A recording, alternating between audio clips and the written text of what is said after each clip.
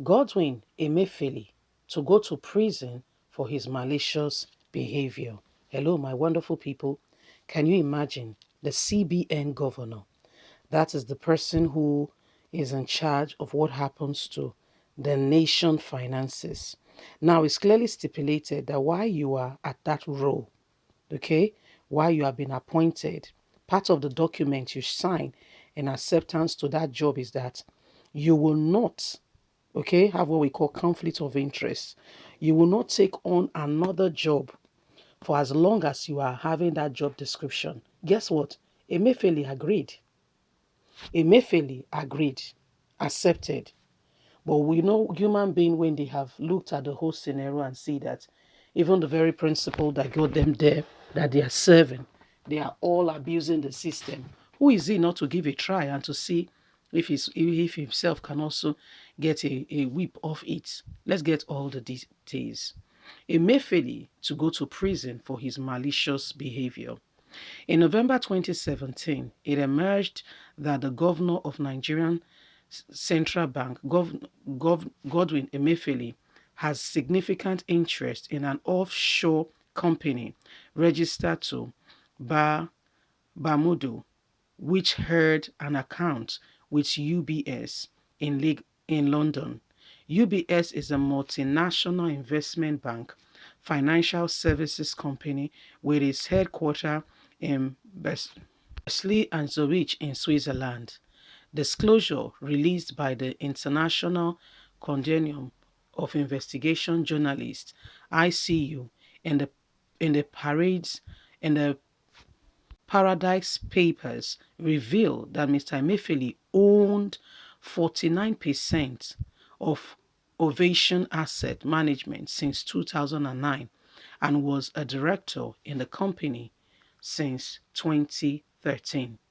According to the Guardian newspaper in London, Ovation was part of a structure that imported two jets via the island of Man and last purchased a $50 million Gulfstream G55 arrived November 2015. It replaced a 33 million Gulfstream G45 450 import in 2013. 15 months before the import of the second Gulfstream in June 2014, Emefiele became the governor of CBN, Central Bank of Nigeria. In his capacity, he also led to which, which prints Nigerians' currency. Section 9 of the CBN Act of 2007 request of both the governor of the central bank and his deputy that they should devote the whole of their time to the service of the bank while holding office, shall not engage in any or full-time, part-time employment or vocation, whether remotely or expectedly. Such work is not allowed by the board and which do not conflict with or gives a conflict of interest devote their full time and duty to the job. This prohibition places three constraints on the CBN governor. One, subsequently another reason to get a second or a third job. It bar him from moonlight in any other job or vocation, whether he or rumored presumptuously wanting. He needs to appeal to the board of CBN. Taking on any role outside the bank implies in this is an obligation of full and honest disclosure on the part of the CBN governor. As an auditor, standard and act prosecutor, the CBN governor, it prohibits the CBN governor from putting himself in a position that conflicts with the full-time duty of the central bank. As the head of a public capital like the central bank, which is CBN, Godwin Emefiele, CBN governor, is also subjected to the Code of Conduct for Senior Public Officers contained in the fifth schedule to the Nigerian Constitution, which imposes on him standards of conduct with reference to asset declaration, acceptance of gifts, donations, and holding of overseas interests. For Mr. Emefiele, it seems these standards were too much to carry on with. 3 years into his office as a CBN governor, his interest in innovation were still intact, despite the fact that the code of conduct prohibits him as he has assumed the office of the CBN governor. Contrary to the Guardian of an explanation in November 2017, Mr. Emefiele claimed that he gave instruction for the shares to be handed back to his former employee, a Nigerian bank, in 2014 for a central banker.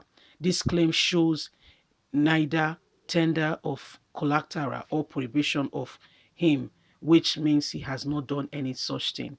For Mr. Emefiele, it seems these standards were arranged and he never obeyed any.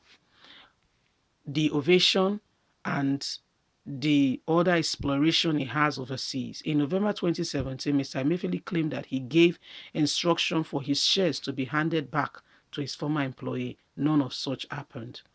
On about 4th of May 2022, Mr. Emefiele was a guest of President Muhammadu Buhari in the presidency. Following day, some characters claiming to be armed Niger Delta militants endorsed Emefiele for presidential tickets for the ruling of Progressive Congress, promising to lay down their arms if the party would hand him the ticket. It is too soon to say whether or not these two developments, which appears unrelated, have anything to do with what happened next. Putting months of speculation, hide and seek to rest, it emerged on the 6th of May 2022 that one rice farmer association of Nigeria that has never been all of a sudden resurrected, and two other shady organizations had purchased the 100 million form for Mr. Emefiele to run for presidency on the ticket of the All Progressive Congress. His political organization goes to the brand of lies. The following day, 7th of May, Emefiele claimed that he is aware of God's divine intervention, which hope to receive in the next few days. Emefiele then took the APC INEC to court, wanting to contest. This and many more is what will send him to prison in no distant time. That is if Nigeria is a country that obeys laws and order. You are speaking of an ideal case. All things being equal, that's an ideal case. What should naturally follow? But guess what? Nigeria is not an ideal case. So in case you are thinking it's an ideal case, you may be making a huge mistake.